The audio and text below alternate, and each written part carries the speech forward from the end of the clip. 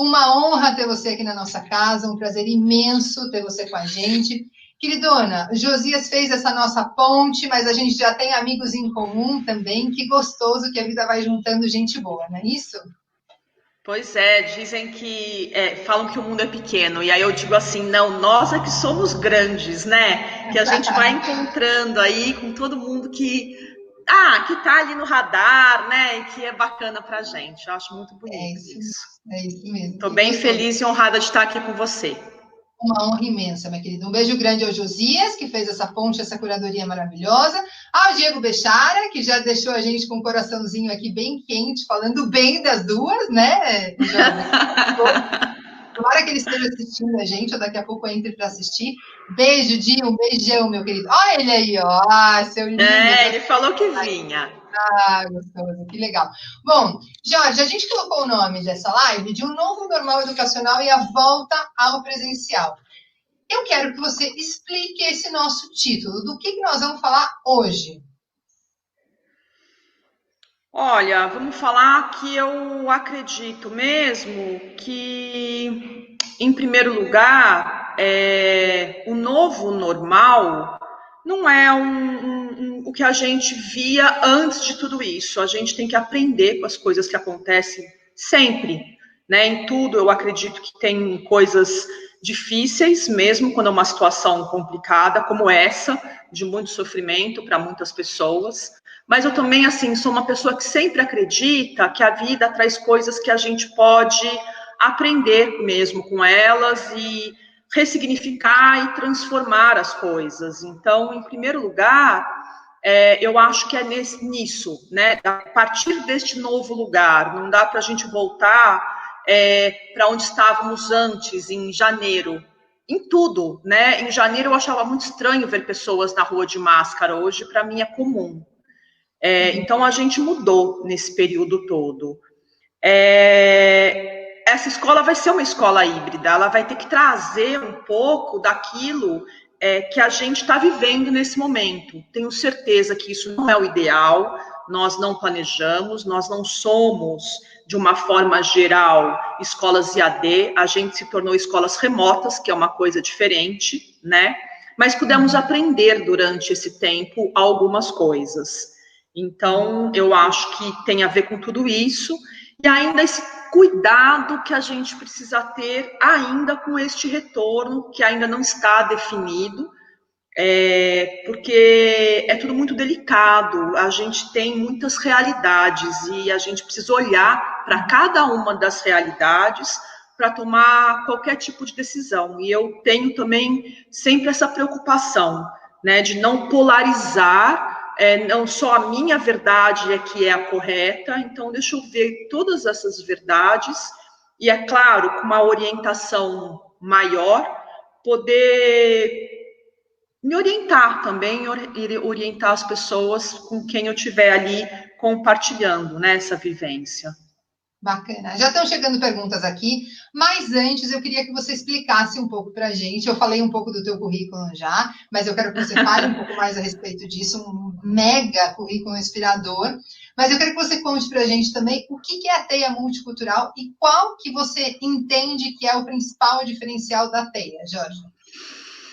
Nossa, então, a TEIA é uma escola formal, mas que ela tem uma orientação de todo o conhecimento, toda a investigação. A gente trabalha por projetos, né? Uma escola que trabalha por projeto, é uma escola socioconstrutivista, mas toda a orientação, tudo que a gente entra em contato como novo conhecimento, desde as competências, as habilidades, que os alunos precisam hoje entrar em contato para a sua formação, é orientado pela arte e pelo autoconhecimento.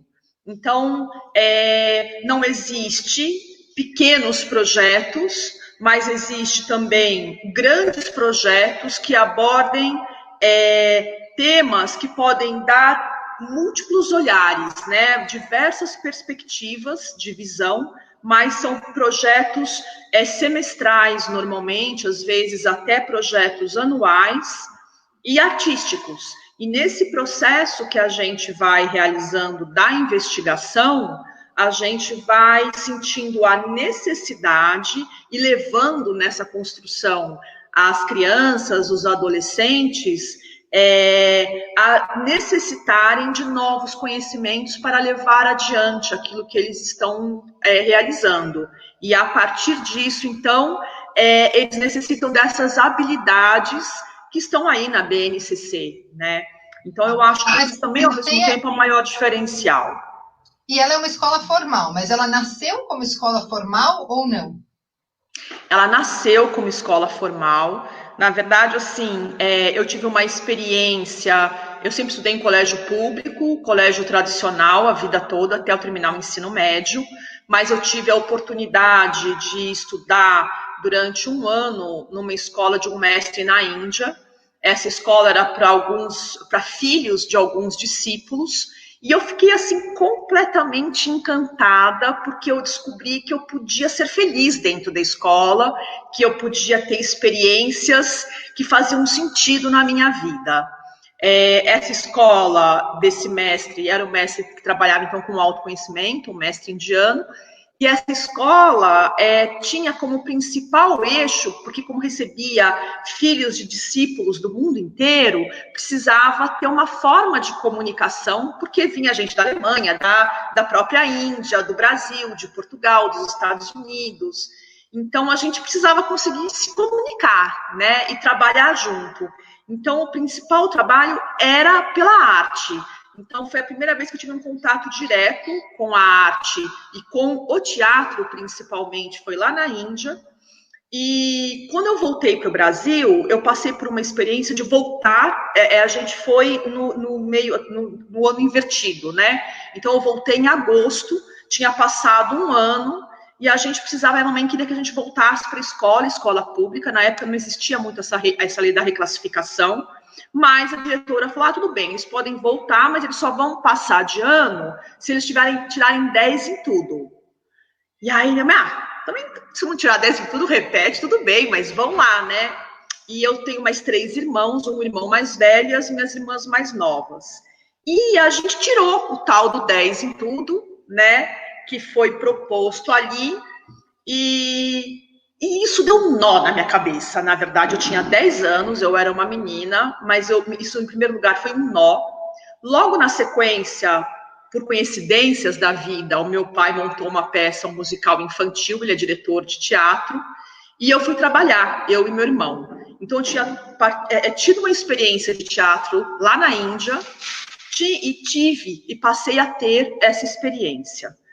E no teatro também, assim, eu amava fazer teatro, aquilo fazia muito sentido, né? Eu via que eu podia ali levar os meus dons, as minhas habilidades e me divertir com tudo aquilo. E quando eu já estava, assim, um pouco maior, eu falava, um dia eu quero ter um espaço que seja uma escola parecida com essa escola que eu vivi na Índia. Mas aqui no Brasil, eu continuei estudando em colégio tradicional, eu achava que ia ser uma coisa totalmente impossível, né? Não fazia nenhum sentido aqui no Brasil aquilo. E aí eu falava, tudo bem, eu faço um contraturno. Então eu tinha na minha ideia, tanto que com 20 anos eu comecei a dar aula de teatro para criança, e aí minha mãe é terapeuta, ela tem um espaço, por isso que eu tenho essa coisa da arte, do autoconhecimento ali, muito fazendo parte da minha, faz parte da minha criação, da minha vida, e comecei a dar aula de teatro para crianças. Dando aula de teatro, eu fui convidada para fazer a coordenação de uma escola de teatro para dar curso para criança, que só tinha curso profissionalizante para adulto. E aí eu falei, gente, eu preciso estudar um pouco melhor sobre essa história de conhecimento, porque eu estou ensinando muita criança, e os pais, assim, muito felizes, dizendo que as crianças estavam auxiliando na escola aquele processo. Então eu resolvi fazer pedagogia para continuar com um curso de teatro e talvez abrir esse contraturno, esse espaço de contraturno para crianças. Na faculdade de pedagogia, eu me deparei com uma coisa que me chamou muito a atenção, que era, na lei, do que tem ali em tanto documento, eu posso ter essa escola, que eu acho que é muito legal. Eu não conheço, mas no papel ela já pode existir, né? E aí comecei a escrever, então, na faculdade, o projeto da TEIA. Aí eu vou só voltar um pouquinho na história para poder fazer sentido, quando eu falei assim que aquilo me trouxe um estranhamento de eu ter ido bem na escola, porque eu falava assim, qual era o meu estranhamento? Eu achava a escola muito chata, eu não tinha nenhum grande problema, porque felizmente não era, né, tão difícil para mim, mas eu também não sentia nenhum prazer. E eu fiquei pensando assim, poxa, eu fiquei um ano vivendo algo que foi tão legal, tão divertido, e quando eu voltei, deu tudo certo. O que aconteceu? Né? Por que meus amigos têm que ficar aqui? Por que essas crianças todas têm que ficar estudando dessa forma? Se estudar de um outro jeito, no final das contas, dá na mesma. Né? Eu acho que isso responde um pouco, né, Georgia, da ansiedade dos pais em relação ao conteúdo, né? Porque desse outro jeito que você propõe, você também trabalha os conteúdos formais, e estou entendendo que, como gestora, também está preocupada com o BNCC e tudo mais, certo? Certo. E essa é a diferença mesmo. E aí eu fui estudar sobre tudo isso, fui entender o que acontecia como uma questionadora da aprendizagem mesmo, né? Das formas que, na verdade, o ser humano é muito maior, como eu falei, daquilo que a gente pensa, daquilo que a gente acredita. Ele, na verdade, a capacidade de aprendizagem é muito maior quando ele está empolgado, quando ele está feliz, quando aquilo suscita o interesse dele, né? A curiosidade. Está Então, mobilizando emoções e se aproximando sempre do aprendizado porque tem prazer naquilo, né? Não é porque é obrigado ou ameaçado com uma nota, né? Porque a nota chega a ser quase uma ameaça, né, Jorge? exatamente isso, né? E não que não tenham dificuldades, tem muitas dificuldades, tem momentos de tensão, porque eu acho que faz parte também no preparo da vida você ter que lidar com essas questões. Mas, assim, também vamos trabalhar e falar sobre isso, sobre essas tensões e essas angústias e ultrapassar tudo isso, né? Então, por isso a TEIA nasceu, e aí na faculdade eu escrevi o projeto da TEIA, foi o meu trabalho de conclusão de curso, e depois logo em seguida eu abri como um espaço pequenininho ali na região onde eu morava, perto do Parque da Água Branca, esse espaço que pretendia atender ali um grupo muito pequeno de alunos, porque eu falava, poxa, é tudo tão estranho, né, que as pessoas... Primeiro foi super difícil eu conseguir autorização, porque sai bastante do padrão, né, mas eu fiquei brigando muito, porque eu falava, se no papel pode, por que eu não posso, né, eu não conseguia entender, e isso foi uma briga, né, eu tive até que ter mandato de segurança para a escola funcionar, porque foi muita confusão, até que tudo bem, a gente conseguiu. E aí, aos poucos, as pessoas foram entendendo um pouco melhor o projeto da TEIA. E aí fui fazer conexão com outras escolas que existiam, que têm projetos maravilhosos também, que também tem esse olhar, né, que trabalha por projeto, que tem o foco nessas habilidades socioemocionais. Eu ia te perguntar isso, já. Quem foram os teus inspiradores? Porque a gente nunca começa do nada. Eu entendi que você também foi se baseando em teorias que você ia aprendendo na faculdade e tudo mais, mas para você construir a prática do que é essa escola que você sonhou, quais foram as suas inspirações? Então, de verdade, a principal foi o mestre, essa escola que eu vivi, né? Então, eu acho que ele fala sobre educação, ele fala sobre as 5 dimensões da educação, e ele foi muito importante para mim, assim, para essa orientação. Outras inspirações muito grandes foram meu pai e minha mãe. Minha mãe é professora, não trabalha já há muitos anos como professora, mas foi professora durante muito tempo, quando eu era criança, professora de língua portuguesa, e deu aula durante muito tempo. E ela foi uma grande inspiração, ela é até hoje uma grande inspiração para mim, como meu pai, que é diretor de teatro. E se eu for falar na área pedagógica, enquanto escolas, eu acho que a que mais se aproximava assim, daquilo que eu via, que eu tinha um desejo de realizar, era a Reggio Emília, que eu estudei, e o trabalho, de uma forma geral, de Vygotsky, de Piaget, muito na base do processo educativo, né? E Reggio Emília pelo excelente trabalho por projetos que eles realizam, numa realidade que eu considero totalmente diferente da nossa, então é uma outra realidade, mas um trabalho muito bonito que eles realizam lá, né? Mas depois eu fui conhecendo muitos outros, né? Isso, assim, foi mais... Eu estou trazendo esses, porque foi logo no começo que me motivou, que me inspirou. Eu falei, não, eu vou fazer essa escola, né? E aí eu comecei a estudar, conhecer as leis, conhecer outros estudiosos, que eu acho que são, hoje em dia, são muitos, né? Eu tenho muitas inspirações. Ô, Georgia, eu tenho um monte de perguntas aqui para te fazer, mas eu vou aproveitar, vou parar um minutinho aqui com a minha pauta, atender esse nosso público que está chegando. Boa noite, todo mundo. Eu não fui cumprimentando um por um que foi chegando aqui na sala, mas recebam meu beijo carinhoso. Tem aqui alguns comentários do Diego querido, que bom ver vocês duas juntas. Di, beijo, meu amor, beijo muito grande para você. Eu falei para a Georgia, quando ela comentou que conhecia o Diego, gente, Diego foi um dos meus alunos de uma das primeiras turmas para quem eu lecionei quando eu tinha 20 aninhos de idade, eu já tenho 41, façam as contas aí que já faz muito tempo. Falei para a Jorge, o Diego tem um coração muito bom, né? Porque continua mantendo esse carinho. Alguma coisa de certo eu fiz, mas eu devo ter feito coisa errada pra caramba, né, gente? Gi, obrigada por me perdoar pelas coisas erradas que eu possa ter feito no início de carreira e se manter ao meu lado tantos anos, meu amor. Obrigada mesmo, viu? O Josias, querido, dizendo assim, ó, vi que a TEIA fez uma enquete sobre a volta ao presencial. Queria ouvir um pouco sobre. É isso mesmo, Jorge? Vocês fizeram a enquete, já tem o resultado? O que vocês estão pensando sobre isso? Porque é como eu trouxe, eu acho que a gente tem que olhar muito a realidade local, a gente tem que olhar muito para a nossa comunidade, as necessidades, os anseios, né?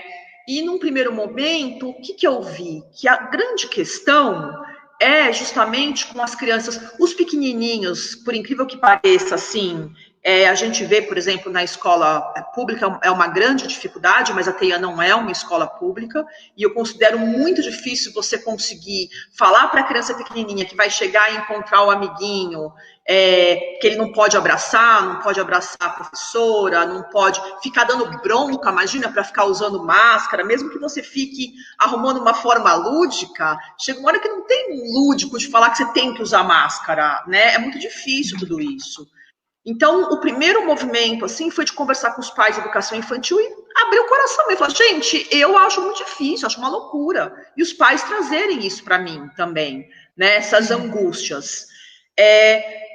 Os maiores, porque qual é a grande questão? É as pessoas necessitarem de voltar ao trabalho, né? Uhum. Eu acho que essa é a grande angústia, que eu vejo que é uma coisa de organização que deveria ser do governo, de dar conta de tudo isso, de como organizar, e aí a gente pode ficar trazendo várias possibilidades aí, mas eu vejo que a escola não a escola faz parte de um conjunto, mas quem determina esse processo é o governo, né? Como lidar com essa questão da necessidade do trabalho, das pessoas voltarem, que não deveriam estar voltando, enfim, são muitas questões.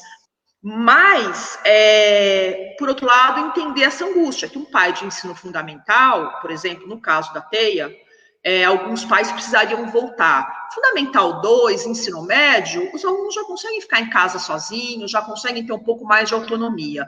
Então, essa era a minha grande preocupação com esses alunos do ensino fundamental 1, porque do infantil a gente conseguiu conversar e entender, assim, que a grande maioria mesmo, já na conversa, não pretendia mandar os seus filhos porque tinha essa compreensão.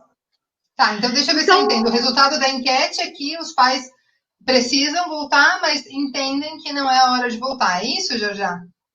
Então, a gente primeiro foi uma conversa, a gente fez só uma conversa, que é isso, eu fui vendo tudo isso aos poucos. Então, a gente levantou essa enquete, a gente jogou no Instagram, a grande maioria, 80%, não voltaria e acha que não tem que voltar. E se voltasse, não mandaria os filhos, então é uma porcentagem grande, né? Então, foi o primeiro passo. E o segundo passo, a gente também ia fazer um formulário para fazer também, vamos fazer, né? Quando tiver que voltar, um formulário para aqueles, para a gente ter mais noção de quem voltaria de fato. Então, quem são esses 20%? Voltariam mesmo? Né? E, inclusive, quais são as suas necessidades? Eu preciso entender o que você está precisando para ver se eu consigo te ajudar, né? E talvez te ajudar com o menor risco. Então, eu percebo que essa comunicação do seu entorno, da sua comunidade, compreendê-la, conversar com ela, então conversar com pais, conversar com professores, conversar com os alunos. Eu fiz um encontro com os alunos do ensino médio, tentando entender as angústias deles. Por exemplo, eu tenho alunos do ensino médio que falam assim, eu preciso ver vocês, eu preciso estar com vocês, porque está entrando numa situação de dificuldade. E aí, assim, quem sabe fazer um encontro apenas de alguns poucos, à distância, com um número menor, que não seja uma aula, num tempo mais curto, num horário que não seja um horário de grande movimentação. Enfim, são questões muito do nosso próprio grupo, né? A Miraneide comenta aqui que na educação infantil ela não vê possibilidade de voltar. E a Márcia Meliot, que é a nossa jornalista, responsável pelo nosso Instagram, nosso blog, tudo de comunicação que a gente tem, diz o seguinte: tentar voltar ao normal, com mais de 90 mil mortos, é surreal. Jorge, eu entendi que você está fazendo diálogo, né, com a comunidade e tudo mais, mas como gestora, como é que você vê isso? Como educadora, se fosse só a tua decisão, se não pesasse também a decisão da comunidade, dos outros agentes e tudo mais, como é que você vê essa situação e como que você decidiria? Então, se eu tivesse, assim, a minha vontade, né, aquilo que eu gostaria, a gente não pode voltar enquanto não tem uma vacina.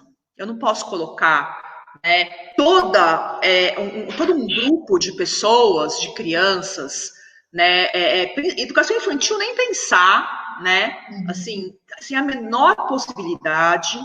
E eu acho que o correto mesmo seria o governo conseguir dar conta, e eu acho que tem muitas maneiras de dar conta, de que as pessoas continuassem em casa, né? Porque me angustia muito, por exemplo, aquela pessoa que tem que voltar a trabalhar e não tem o que fazer com o filho, né? E agora, por que ela vai voltar a trabalhar, entendeu? Então, eu acho que ela não tem que voltar a trabalhar presencialmente. É aí que eu acho que está a grande questão, né? A escola vem na sequência disso, enquanto essa angústia, porque o trabalho educacional, tudo bem, a gente diminuiu um tanto de aprendizagem, mas a gente tem tanta coisa que é mais importante do que isso na vida, né? Sim. Ô, Jorge, eu queria te perguntar uma coisa. As pessoas têm muita ansiedade sobre como trabalhar o conteúdo e é uma coisa que vocês já têm superado. Vocês conseguem trabalhar arte e autoconhecimento junto com conteúdo. Bacana. Mas como é que vocês estão, na prática, trabalhando arte, autoconhecimento, conteúdo, agora em plataformas e na versão online? E você tem uma dica a respeito disso para as escolas que ainda não conseguiram chegar lá onde queriam? Olha, um caminho que eu vejo para isso é partir da pessoa. A gente lembrar que cada um é um ser, né? E se conectar, porque se você vai olhar em todos os conteúdos de verdade, da base, tem relação com o ser, tem relação com a pessoa. Nada tá ali por um acaso, né? E você pode partir para uma construção do conhecimento sempre partindo da pessoa, do que ela sente, do que ela percebe no entorno, do que ela vê nela mesma, do que ela vê na casa dela, né? Isso já passa a ser um trabalho de autoobservação, né? Que é parte do trabalho de autoconhecimento e percepção do entorno, né? Então eu vejo que isso já facilita muito e é muito fácil fazer isso com os conteúdos da BNCC. Não é uma coisa complicada, se você tem isso como meta, né? E a partir disso, propor realizações, sistematizações disso que você está questionando, não sempre da mesma forma, né? Buscando outras formas de expressão. E quando você for buscar outras formas de expressão daquela pergunta que você fez sobre ela mesma, que você tem um caminho para onde você quer chegar, né? Que é desse entorno ou dela mesma, não ser sempre uma coisa escrita, porque você pode criar outras formas de registro. Então, nisso você já está trabalhando um pouco mais com a arte, você pode estar trabalhando com o corpo, com cenas, com o movimento, né, com mímicas. Atende todas as idades, atende todas as idades, Jorge. Todas as idades, inclusive ensino médio. E a gente trabalha, inclusive, com o ensino médio dessa forma, né? Então, eles estão, por exemplo, agora, uma turma vai montar o hair. né? Então, claro que não vão apresentar agora, vão apresentar depois, mas eles estão investigando muitas coisas, muitos conteúdos a partir disso, contextos históricos, geográficos, relação do que foi, do que é, né? E as diferenças do mundo em relação a tudo isso, de conceitos, de concepções, de política, estão criando figurino, estão criando modelos e fazendo coreografia, aprendendo inglês através das músicas, que são maravilhosas, né? E eles podem trazer a compreensão também do autoconhecimento nesse momento. Então, a gente Olha vai... Olha quanta dica prática, né, Jorge? Um monte de dica prática. A música é incrível, por exemplo, para aprender inglês, para aprender contexto, né? Claro.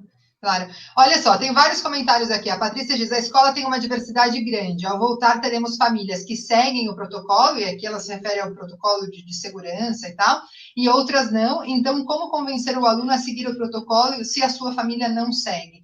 Claro, é um baita de um problema, e aí acho que a Georgia já trouxe o parecer dela, ou a visão dela, que enquanto a gente não tiver vacina, não tem que voltar. Sandrino.com.br concorda com isso, apoia e diz que, se é tecnicamente possível continuar as aulas online, é essa a alternativa mais segura para as crianças, pais e educadores. Certo, né, Jorge? Está na linha daquilo que a gente vinha comentando, certo, né? Inclusive, depois, uma coisa importante... Pode falar, desculpa, Irene.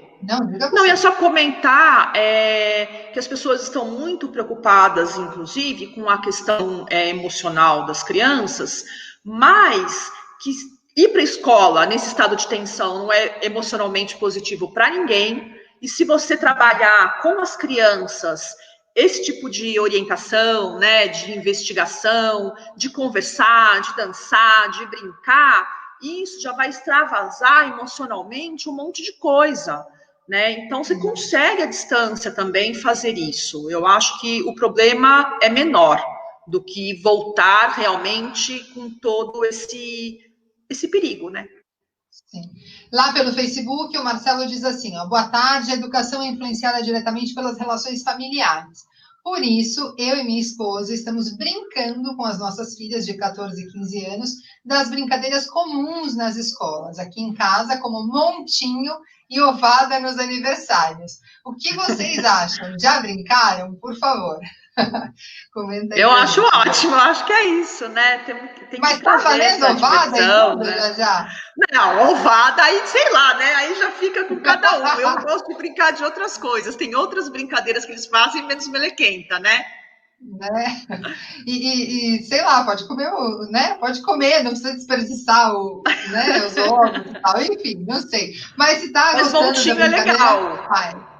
É tudo legal. Gente, eu acho que o senso deu prazer, conectou todo mundo, juntou todo mundo, vai fazer com que aquilo gere uma boa memória, né? Uma boa lembrança desse momento.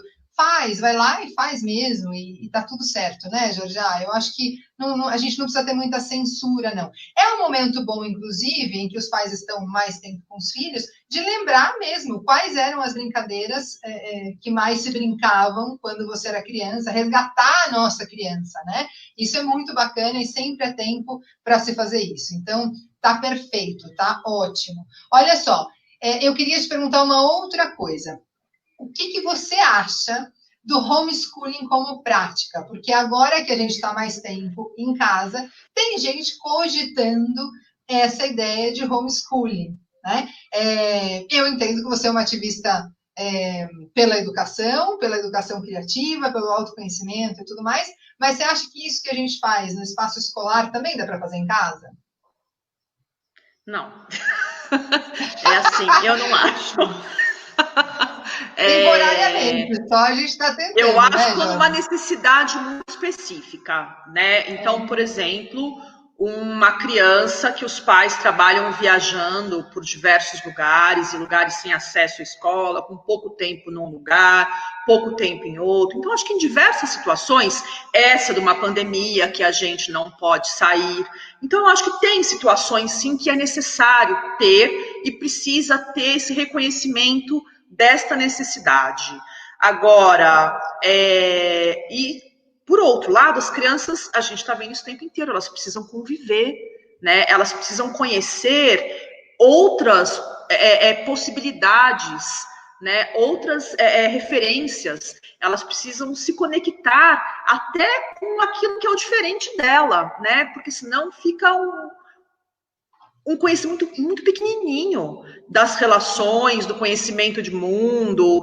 Então, eu acho assim, não estou nem trazendo a questão que já é meio óbvia, que eu acho extremamente importante, as relações mesmo, criar coisas, criar coletivamente, dentro de um ambiente preparado para isso, né, com pessoas que estudaram para auxiliar no processo de desenvolvimento cognitivo, que são os professores, porque não somos todos professores, podemos ser todos até educadores, mas professores não, o professor precisa ter uma formação. Eu acho que é muito importante as pessoas perceberem isso agora, né? Existe um processo cognitivo que tem que ser estudado, que não é um chute, né? É um processo. Então, são tantas coisas que um educador e um professor precisa ter como conhecimento. E é tão importante a relação e a possibilidade de aprender a conviver com o diferente, que, inclusive, a gente tem falado aí da importância da empatia, da importância da inclusão, de tantas coisas, que se a gente não convive com as diferenças, a gente não vai aprender a conviver com as diferenças. Não tem outro caminho, né? Então, na hora que você, de uma certa forma, fecha a criança dentro do seu próprio mundo, enquanto pai, enquanto mãe, você não dá a ela essa possibilidade. Então, eu acho que o que o pai e a mãe podem fazer é buscar escolas que estejam mais dentro daquilo que eles acreditam, né? Isso. Agora, fechar a criança numa bolha, eu acho que não é legal, a não ser que realmente seja necessário. Exatamente, exatamente. E eu entendo isso exatamente como você. Eu acho que nada substitui o espaço escolar feito como ambiente para o aprendizado. E estou super de acordo que tem um monte de escola que ainda precisa melhorar muito, incluindo algumas escolas públicas, né? Mas tem muita escola pública de muito sucesso. Olha, o professor Geise Ferreira, professor premiadíssimo, está aí assistindo a nossa live, pode falar para a gente um pouco mais a respeito disso também. Falou a semana passada na live sobre tudo que ele tem feito em escola pública, então a gente tem de tudo, tanto escola privada quanto pública, mas a escola ainda, eu entendo que é o ambiente criado como cenário para as convivências e para os aprendizados. E esses aprendizados não são de conteúdos, porque sim, é óbvio, isso pode ser aprendido na internet. É o como a criança vai aprender, que é a responsabilidade da escola. Então, por isso, eu também defendo que esse ambiente não pode ser substituído, né? Ele ainda é importante, exatamente porque ali dentro há pessoas que estudaram para fazer com que ele tenha resultados, né? E resultados na construção do sujeito, principalmente. Bom, mas vamos continuar aqui. Como é que você trabalha essa educação disruptiva, essa educação com arte, essa educação com autoconhecimento, com o público do ensino médio, que geralmente é tão ansioso pelo vestibular, tão ansioso pelo futuro, pela construção da carreira e tudo mais. Como é que você dá conta disso, sem a família ou o próprio aluno ter aquela sensação de que está perdendo tempo? Em algumas escolas privadas, grandes, lá no ensino médio, o número de aulas de educação física e de artes, por exemplo, é reduzido, né? Como é que você faz para dar conta disso aí na TEA? Conta para a gente. Olha, eu parto de um princípio para todos, que a primeira coisa que qualquer pessoa precisa aprender é aprender a aprender. E que na hora que a gente aprende como aprender, a gente tem a capacidade de aprender qualquer coisa. Eu mesma estudei no ensino médio em colégio público, e eu, na época, não tinha condição de pagar um cursinho. Só que eu resolvi que eu queria aprender, porque eu queria passar no vestibular de uma faculdade que eu desejava. Uhum. Então, eu fui arrumar com um primo meu umas apostilas do cursinho particular que ele fazia, levei para minha casa e ia estudando as apostilas e organizando da forma que eu entendi, que eu fixava o que era necessário, e aquilo que eu não conseguia, eu ia atrás das pessoas para me explicar, né? Então, eu tinha primos, eu tinha amigos, eu tinha parentes de algumas coisas, quando eu tinha dúvida, eu pedia ajuda, né? Então, eu acho que o mais importante é a pessoa entender quais são as suas facilidades, os seus dons, as suas habilidades, aquilo que é fácil para ele, porque isso ele não precisa de muita ajuda para realizar isso, e ele tendo material, ele caminha, e a gente oferece todo esse material, tanto nos projetos, quanto plantões que a gente faz de horário marcado, todos os dias, para aqueles alunos que necessitam e que têm um desejo de aprender além daquilo que a gente está colocando ali. E aí tem que ser uma escolha dele também, de partir dele, ele reconhecer aonde ele está com as dificuldades dele e se dedicar mais aonde ele está com dificuldade, ele vai ter tempo para isso, né? O professor está lá, o conteúdo está lá, ele sabe quais são todos os conteúdos. Então, eu vejo que o mais importante é esse conhecimento daquilo que eu sei, primeiro, que é o meu projeto de vida, né? Aquilo que eu quero realizar, para onde eu quero ir, eu, pessoa, que um adolescente tem que se reconhecer como pessoa, cidadão, né? Exato. Então, o autoconhecimento é um processo que veio caminhando. Quando eu sei, eu tenho que entender também aonde está a minha facilidade e aonde está a minha dificuldade. Também todo mundo tem, não sou eu nem você. Todos temos os pontos de dificuldade.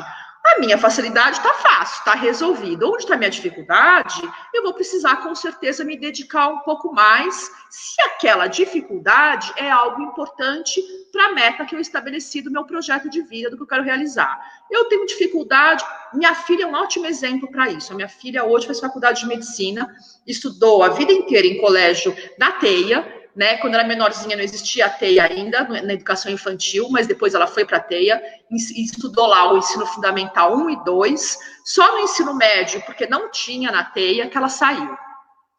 E aí ela estava estudando, fazendo ensino médio, e ela resolveu que ela queria fazer medicina, que ela queria ser médica.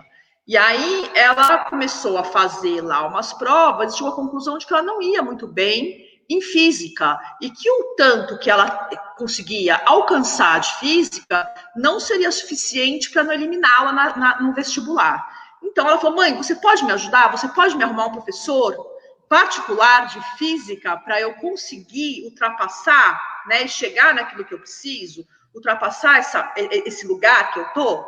Ela teve 2 aulas com um professor de física, e aí no próximo que ela foi fazer ali daquelas avaliações, já estava no lugar que ela queria, e ok, né? Mas é isso, você tem que se perceber, aceitar a sua dificuldade como algo muito natural, que todos temos, né? E focar naquilo que você considera que é necessário. Para ela era importante, né? Poderia não ser, dependendo do que ela tivesse escolhido, poderia não ter um peso muito grande, poderia não ser aquilo que a diminuiria na somatória, né? Mas naquele caso ela considerou importante.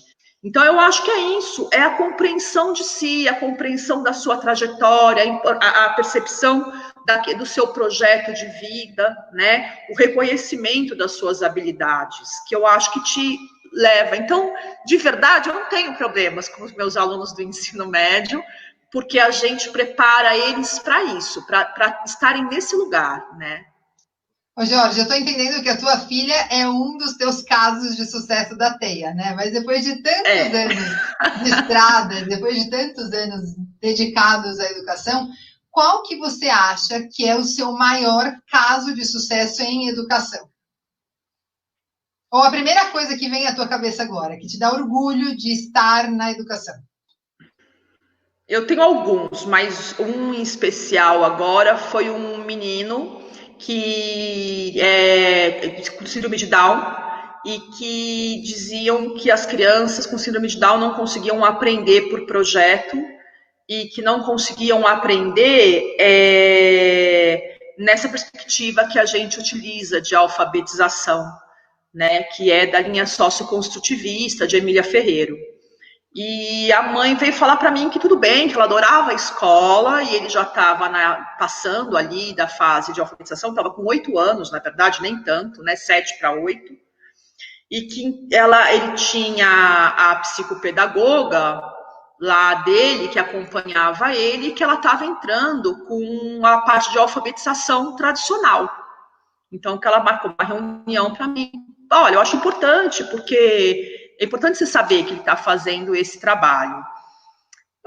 Tá bom, não é o que eu acredito, eu acho que pelo que eu estou vendo, ele está caminhando com a gente aqui, a gente vai conseguir, eu acho importante, porque é uma parte que estimula muito o raciocínio, e eu acredito que ele dê conta, mas se você está resolvendo dessa forma, ok, né? Vamos observar. Aí passou, não foi muito tempo não, foi uma coisa assim, um mês e meio, ela foi lá na escola, posso falar com você? Pode. Então, olha só o que ele fez. E aí ela me mostrou uma atividade, e ele estava silábico, né? E ele estava escrevendo, só que assim, ele estava escrevendo tudo assim, desse jeito que você fala que tem que ser, e a psicopedagoga dele não sabe o que fazer. E ela viu que ele escolheu esse caminho e ela vai precisar agora da sua ajuda, porque ela vai continuar dando esse reforço, mas ela vai mudar a perspectiva de alfabetização dele para que vocês trabalhem aqui. Isso para mim foi uma grande vitória, assim, porque é algo que eu acredito nesse caminho da construção, do raciocínio, em acreditar que a criança é capaz de raciocinar por ela mesma. Então, isso para mim, assim, foi muito importante, porque em nenhum momento a gente fez nenhum drama com isso, porque eu acredito nisso também. Aquilo que a família está escolhendo, eu não vou ficar brigando com a família, porque é importante que a família esteja em paz com a escola e a criança também, né? Mas foi muito, muito especial isso para mim.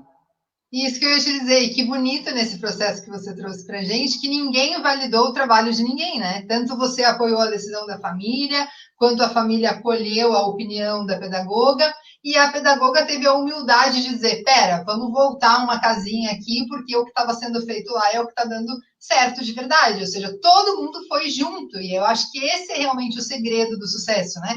Quando todo mundo fala a mesma língua e todo mundo sabe que não existe, ninguém está do outro lado da margem do rio, né? É o mesmo rio, tá todo mundo junto, tá todo mundo na mesma vibe, na mesma sintonia, com o mesmo objetivo, né? É uma busca pela construção do conhecimento, e a forma que cada um está buscando, com certeza, eu tenho que acreditar que é a melhor que ela acredita naquele momento. Né? Eu estou buscando o melhor de mim, e a criança também, a mãe também, e às vezes a gente só tem que estar sem nenhuma rigidez, né? Não pode virar ponto de honra, o meu jeito é o bom e o seu é ruim. Né? A gente tem que estar aberto para observar o que está acontecendo. E eu acho isso muito, muito incrível, assim, quando a gente consegue. E eu acho que foi isso que aconteceu. Então, é uma lembrança muito gostosa que eu tenho, assim, desse momento. Jorge, que bom você compartilhar tudo isso com a gente. Que delícia receber você na nossa casa, mostrar uma verdadeira reinventora da educação.